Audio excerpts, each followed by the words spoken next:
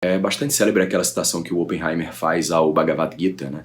Nas palavras de Krishna. Now I am become death, the destroyer of worlds. Mais adiante eu vou pincelar alguns comentários, né, a respeito de possíveis problemas na tradução e na interpretação, né, dessa passagem. E eu queria também, mais pro final, jogar aqui algumas extrapolações, né, do Gita, relacionando com a Cabala das 9 câmaras e, claro, né, tendo a bomba, né, como pano de fundo. Ok, não que haja qualquer relação mútua, né, com a Cabala necessariamente, mas eu acho que pode render alguns insights, né, simbólicos, oportunos, de repente até úteis para a prática mágica, ou no mínimo pode ser curioso, divertido para quem está assistindo. Antes de mais nada, o que é o Bhagavad Gita? Esse é o tema do vídeo aqui.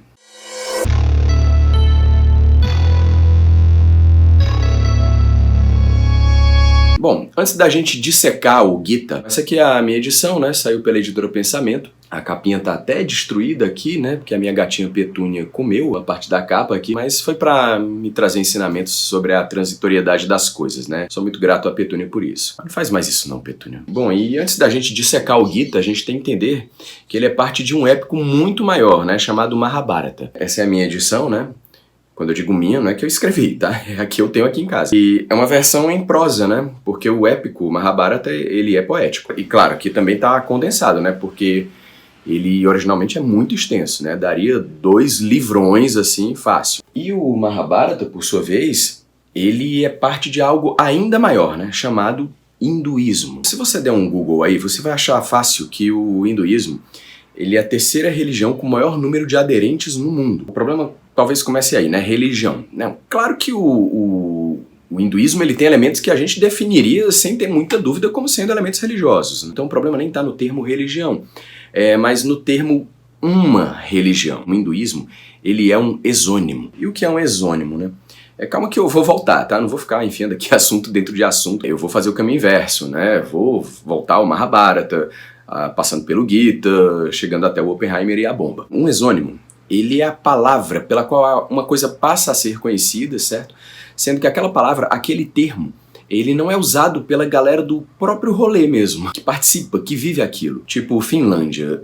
Os finlandeses, eles chamam o próprio país deles de Suomi. E os hindus, talvez muitos deles, teriam dificuldade de se ver como tal, né? Porque hinduísmo, como assim hinduísmo? O que é hinduísmo, né? Diria talvez um hindu para o outro. É um termo guarda-chuva, né? Que abriga embaixo dele escolas filosóficas diferentes, né? E por vezes um tantinho heterogêneas entre si. Porra, a Índia é grande, né? O hinduísmo ele abraça, ou congrega, né? Melhor dizendo, a filosofia Sankhya, a Yoga, o Vedanta. Vedanta aqui é uma coisa ligeiramente diferentinha dos Vedas, tá? Mas muita gente se refere às duas coisas como sendo uma só porque a segunda palavra deriva da primeira. E essa coisa chamada hinduísmo, ela tem o seu próprio cabedal literário, né? Que é bastante variado também. Então a gente tem ali os Vedas, o Mahabharata, que vai gerar o tema desse vídeo, o Ramayana, que é outro épico poético, os Puranas, os Upanishads. Aliás, um adendo aqui sobre estes últimos, né, os Upanishads. Eles seriam comentários aos textos sagrados, né, mais ou menos na linha do Talmud, em relação à Torá no judaísmo. Putz, agora tudo que é judeu vai querer me bater na rua por causa dessa comparação forçada. Agora já que eu comecei, eu vou adiante, né? Sendo que o Talmud ele trata mais de história, né, leis e costumes, né, do judaísmo, enquanto a parte de exegese ela caberia mais aos Midrash e aos Pardes, enquanto que os Upanishads eles meio que condensariam todo o viés possível de entendimento da letra sagrada. Então assim, só para que vocês tenham uma ideia do quão complicado é tudo isso, né? Acerca do assim chamado, né, hinduísmo, aquelas escolas anteriores, né, que eu citei primeiro, né, o Vedanta, a Yoga, os Yoga Sutras no caso, a filosofia Sankhya, etc. E o suporte textual que eu citei na sequência, né, os Vedas, os Puranas, os épicos poéticos como o Ramayana, o próprio Mahabharata. Então, os elementos do conjunto 1, que são as escolas, eles não necessariamente guardam uma relação direta, respectiva, exclusiva mesmo, né, assim, de 1 para 1, com os elementos do conjunto 2, os textos. Os ensinamentos do Patanjali, por exemplo, né, que são relacionados à yoga, eles levam em consideração os Vedas. Bom, Também, né, praticamente tudo, né, em matéria de espiritualidade antiga da Índia leva em conta os Vedas, né, que são antiquíssimos, né, são patrimônio da humanidade. Mas o que eu quero dizer é, assim como os Upanishads, por outro exemplo, eles trazem aspectos, noções, roupagens, né, melhor dizendo, dos deuses que o Mahabharata também adota. Isso pra gente não falar em toda a camada de tradição oral que permeia essa espiritualidade, né, que só vai zoar ainda mais esse bololô todo. Então sempre que você ouviu alguém falando, porque no hinduísmo acontece isso e aquilo, você vai responder, calma, respira e para começo de conversa de que hinduísmo você está falando, né, meu democrata?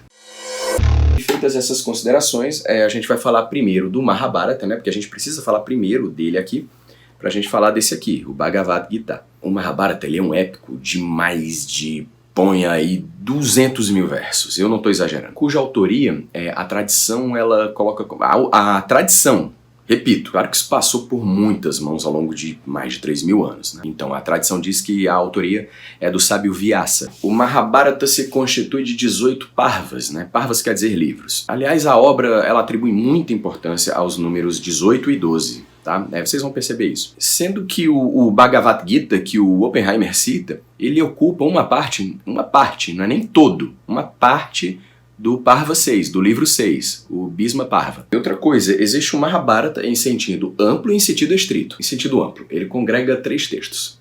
O primeiro é o Jaya, contém 8.800 versos, eu acho. Autor, Vyasa. O segundo texto é o Bharata, tem 24.000 versos, e o autor é o Vaishampayana. Ele foi discípulo do Vyasa. E ele teria recitado esse miolo de 24.000 versos para um rei antigo e etc. Mas, claro, atribuindo tudo ao seu antigo mestre Vyasa. E agora sim, entra o Mahabharata em sentido estrito. Quer dizer, o Mahabharata em si, né? Mesmo, valendo, né? Que tem mais de 100.000 versos. Isso teria sido recitado ainda mais tarde, né? Por um certo Ugrashrava, né? Para um grupo ali de sábios, né, ao longo de um sacrifício que levou 12 anos, né. Os caras eram... Certo, mas aí qual é a história, tá? Eu não vou muito longe nela, tá? Vou só até o livro 6 e eu vou contar tudo muito resumidamente. Pô, 200.000 versos, né? E se você pensar que o Bhagavad Gita tem 700, né? Tá, existia um reino, certo? O reino dos Kuru, conforme o nome da tribo, né, que o estabeleceu ali junto ao Ganges. Aliás, daqui pra frente a gente vai se referir ao rio pelo nome mesmo, né, Ganga, porque Ganga era uma deusa, né, foi casada com o rei dos Kuru, né, o rei Shantanu, e ela ia ter 7 filhos, né, e quando eu digo ia, é que ela já sabia que cada filho desses ia nascer. Bom, e ela sabia como, né, bom, eles eram seres celestiais, né, que tinham sido amaldiçoados com a maldição da encarnação humana, né, por um bruxão lá, que não vem ao caso aqui. E o trato desses 7, né, com a Ganga era, à medida que a gente for nascendo, você vai matando a gente. E assim foi feito. Nascia um, ela afogava no rio, né, o rio que é ela própria, né. Nascia outro, afogava também, nascia mais um, afogava de novo. Só que tinha um cidadão que não estava sabendo de nada disso, o pai das crianças, o rei. E ele estava meio que impedido de fazer perguntas, né, porque era uma condição que ela colocou para que se casasse com ele, né, você nunca vai questionar as minhas ações. Porque assim ela ia poder cumprir, né, com o plano mais sossegado. Né? E o rei topou, né, dançar conforme a música. Dá pra ver que ele não era red pill, né? Só que na vez do 7º, né, ele... Não, porra, o que é que tá acontecendo aqui, né? Que coisa horrorosa é essa, né? Ele foi lá interpelá-la, né? Que isso, que a gente não pode ter um filho, não pode nascer um filho nosso que tu vai lá e afoga a mulher, tá louca? Ela explicou, né? Não, mas isso aí é porque seres lá do plano de onde venho e tal, foram amaldiçoados, eles estão encarnando como nossos filhos e tudo. Ele, tá. E por algum tempo ficou tudo bem, né? E aí na sequência vem um 8º filho, né? O Bhisma. E esse cara ele tem uma importância tremenda no Bhagavad, ao longo da epopeia inteira, não é só no Bhagavad Gita. O Bhisma, ele era tão especial, né? Que a Ganga pegou ele e foi embora, né? Não, porque vou levar ele comigo, vou ensiná-lo arte da guerra, inclusive, né? Política, filosofia, etc, etc. Que era pra ele se tornar um sábio fudido, né? Lá no outro plano, né? Depois ele iria voltar. Aí nesse meio tempo o rei Shantanu resolve se casar de novo, né? Agora com uma pescadora, né? A Satyavati, né? Eles vão ter 2 filhos, né? O Chitrangada e o Vichitravirya. Nem precisa quebrar a cabeça com esses nomes, porque esses 2 aí vão morrer logo. Um baita problema, é que mesmo antes deles nascerem, né? A Satyavati, ela impôs uma condição. Basicamente toda esposa do rei Shantanu põe uma condição pra ele. Os meus filhos, né? Os nossos filhos, né? Eles vão prevalecer na linha de sucessão do trono, mesmo com o Bhisma aí na pista. E o Bhisma, ele era assim uma alma tão elevada, né, tão comprometida com o reino, com a estabilidade das coisas, com a prosperidade, que ele mesmo já tinha aceitado essa condição, né? Ele tinha feito voto de castidade e tudo. Não, eu não vou ter um filho, né? Porque aí depois de mim os meus descendentes vão reclamar o trono, aí vão brigar com os filhos da Satyavati, vai rolar guerra e tudo. Quer dizer, que cara abnegado, né? Tá cada vez mais raro isso hoje em dia. Mas como eu disse, né? A dupla lá de nome difícil, né? Morreu cedo. Então o Bhisma, ele vai buscar o sábio Vyasa, o próprio autor do Mahabharata, né? Pra ter filhos com as viúvas, né? Era mais de uma. As viúvas do segundo lá, dos dois que morreram cedo, né, o Vichitravirya, só para dar sequência à linhagem. Ele era dedicado ao reino, né, à perpetuação do reino dos Kuru. Repito, né, ele mesmo, o Bhisma, ele se colocou fora da jogada, né, fora do jogo de poder e tal. Ele já ajudava bastante o reino de outras maneiras, né, como conselheiro, como professor, estrategista militar mesmo, né, como eu disse, a mãe dele, Ganga, ela ensinou a arte da guerra também. Um ensino completo, né, de um homem de ciências, dentre as mais valorizadas naquele momento da civilização. Ele era tipo um Leonardo da Vinci, né, do tempo dele, né, e ainda era humilde e desinteressado, como a gente já viu. O cara era foda. Bom, beleza. Aí nascem dois filhos, né, do Vyasa com as viúvas do Vichitravirya, né. O Vyasa, ele foi chamado para meramente como macho reprodutor por um processo chamado Niyoga, mas isso é outra história. Só porque eu lembrei agora. Então, os dois filhos são o Dhritarashtra e o Pandu. Na verdade ainda nasceu um outro, mas o outro não importa não. O que importam são esses dois. Eles vão roubar a cena daqui por diante. Ou melhor, os filhos deles, né? Porque o que é que acontece, né?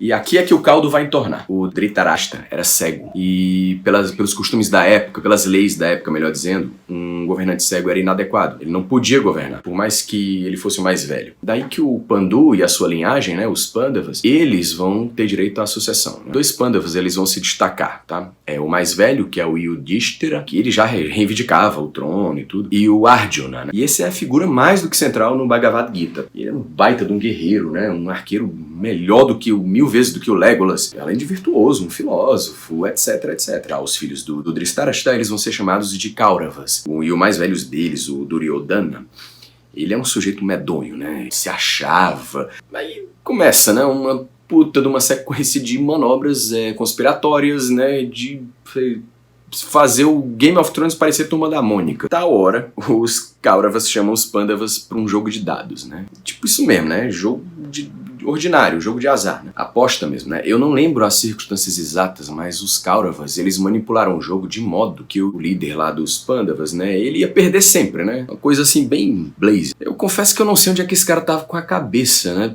Porque ele perdia, aí ele dobrava a aposta, né? Aí ele perdia de novo, aí aumentava, aí perdia e não largava o jogo. Coisa de viciado e iludido. Nisso, nessa aposta, ele foi perdendo tudo, tá? Perdeu o reino, perdeu os irmãos, né? Os demais príncipes Pandavas, perdeu até a mulher, né, cara? Ela teve que, enfim, sentar no colo lá do Duryodhana, né? O outro Kaurava lá tentou arrancar a roupa dela na frente de todo mundo. Só que aí não, apareceu por sorte o Krishna, o Deus em pessoa, mesmo assim, interveio. Enfim, baixaria horrível, cena lamentável. E não para por aí, né?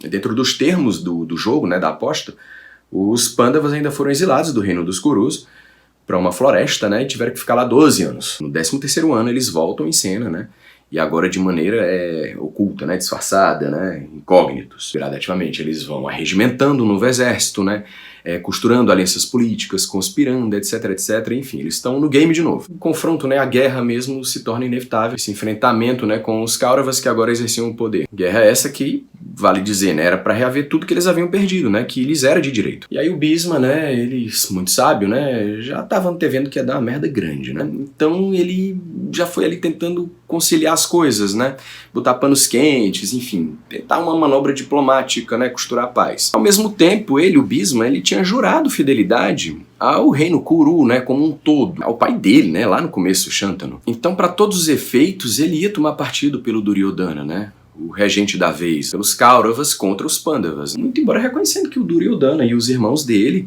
eram uns puta de uns cuzão, né, arrogantes, né, trapaceiros, usurpadores, etc. Enquanto que o Arjuna, ele reconhecia como um sujeito elevado e o Yudhishthira como o legítimo sucessor. Até que estoura a guerra. E esse conflito, ele se chama a Guerra de Kurukshetra. Dura 18 dias, né? Lembra que eu falei? 18 e 12, e eles são bem marcantes nesse épico aqui. Aqui a gente está se encaminhando do meio pro desfecho do Parva 6, né? o livro 6 do Mahabharata, que é o Bhisma Parva. E aqui também começa o Bhagavad Gita, propriamente dito. E nisso, o Arjuna, né, o general dos Pandavas, e detalhe, o deus Krishna, ele era o conselheiro particular e pessoal do cara, né? E ainda conduzia, pilotava lá a carruagem dele, né? Vai vendo. Então, o Arjuna, ele tava divididaço, né? Ele tava num dilema da porra, porque, ele, querendo ou não, ele sabia que os Kauravas eram sua gente, né? Eles eram primos dele. Então, e ele sabia também que o saldo de mortes ia ser astronômico, né? Uma carnificina generalizada, sem precedentes. E do outro lado, o chefe militar dos Kauravas, o Bhisma, ele também estava numa bad, assim. Tal hora Krishna diz, para tudo, e desce a letra inteira pro Arjuna, explicando a ele a exata maneira pela qual ele iria tomar a melhor decisão. Daí senta que lá vem aulas. Eu gosto de imaginar essa passagem como se o tempo congelasse, assim, e no calor da batalha ali mesmo. E o Krishna vai deitar o melhor da filosofia antiga, né? Download de ouro, assim, do autoconhecimento, bem no juizinho ali do Arjuna. E é nesse ponto onde ocorre a citação do Oppenheimer. Eu me tornei a morte e o devorador de mundos. O Oppenheimer, ele coloca isso na boca de Vishnu, né? Na verdade, no poema é Krishna, né? Mas dá na mesma, porque Krishna é o avatar de Vishnu. Oitava encarnação, eu acho. E são palavras que tratam da transitoriedade das coisas. E a Petúnia me ensinou quando rasgou meu livro. Ou como diria o George, né? Meu Beatle favorito, né? All things must pass. Mas fora isso, nessa masterclass aí do Krishna, né?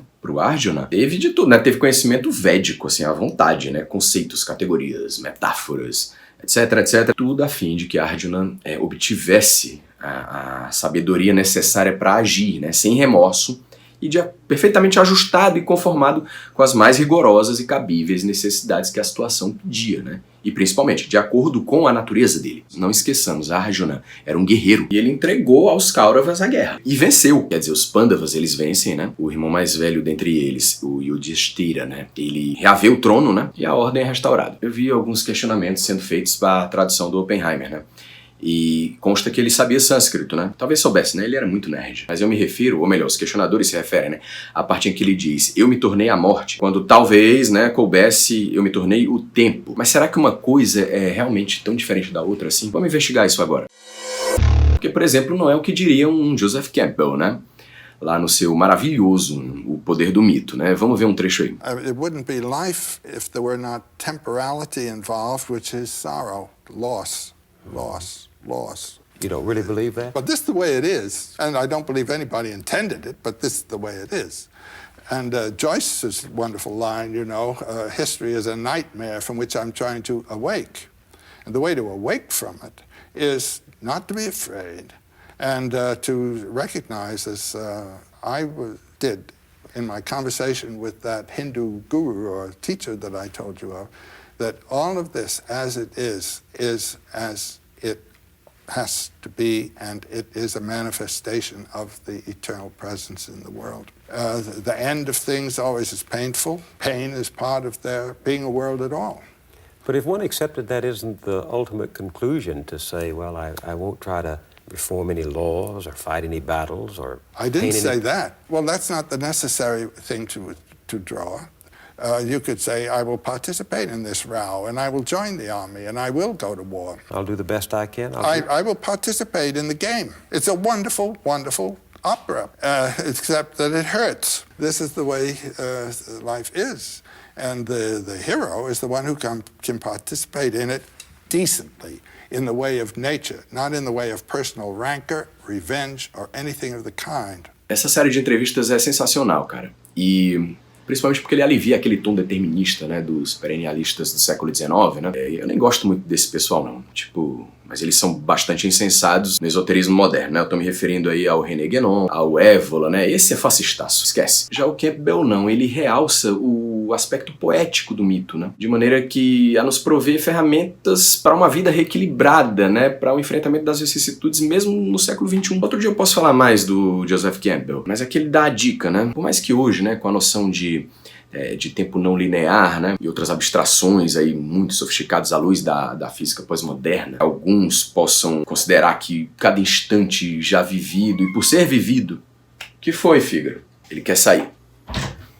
Acho que eu posso ter batido aí na câmera e tirado de ângulo, mas vamos em frente, né? Então, embora exista hoje essa ideia, né, de tempo não linear, na verdade isso está meio que na moda, né? E onde todos os instantes eles possam ser, em teoria, né, simultâneos, né? Não é assim que gente comum percebe o tempo, né? A entropia, inclusive, ela é impeditiva de um retorno ao passado, né? E não sou eu que estou dizendo isso, é cientista de grosso calibre. Então, o papo aqui é aprender a lidar com a perda, né? Com a ausência, entender vida e morte como faces opostas da mesma moeda, né? Por mais que isso possa parecer clichê, e ainda vou além, tá? Eu tento ir, na verdade, né? Porque os que foram além mesmo foram Arjuna e Oppenheimer. Todas essas questões são sobre conhecer a própria natureza e fazer o que precisa ser feito. E aqui eu não estou querendo justificar de modo algum o advento da bomba e pretensamente absolver ou condenar o Oppenheimer, né? De novo, quem sou eu? Eu digo isso porque um cálculo que algumas pessoas aventaram é que aquela destruição causada pelas bombas lançadas sobre o Japão teria posto um fim a um mega conflito que, caso prosseguisse, né, provocaria a morte de muitas pessoas mais, principalmente aí civis. E que era a isso a que o Oppenheimer se referia quando ele aplica o termo morte, né, na sua tradução das palavras de Krishna no Gita. Eu acho que não. Eu tenho pra mim que quando ocorreu a ele aquela citação, o Oppenheimer, ele realizou a sua própria natureza. E o Dharma, consequentemente. Coube a mim trazer a humanidade até aqui, até a manipulação do urânio e do plutônio, né? E olha só que coisa, cara. Urânio vem de Uranos, o céu, e plutônio vem de Pluton, o inferno. Então,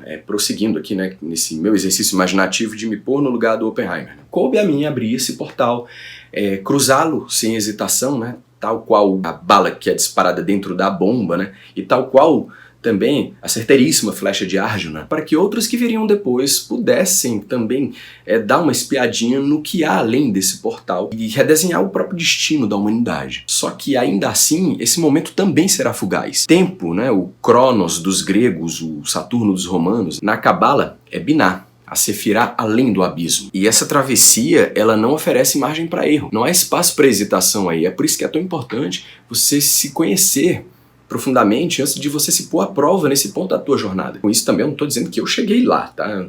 Eu acredito até, sem falsa modéstia alguma, que eu estou bem longe de alcançar esse ponto na minha escalada iniciática. Por falar em Cabala, eu havia dito lá no início, né, que eu tinha percebido uma coincidência interessante, né?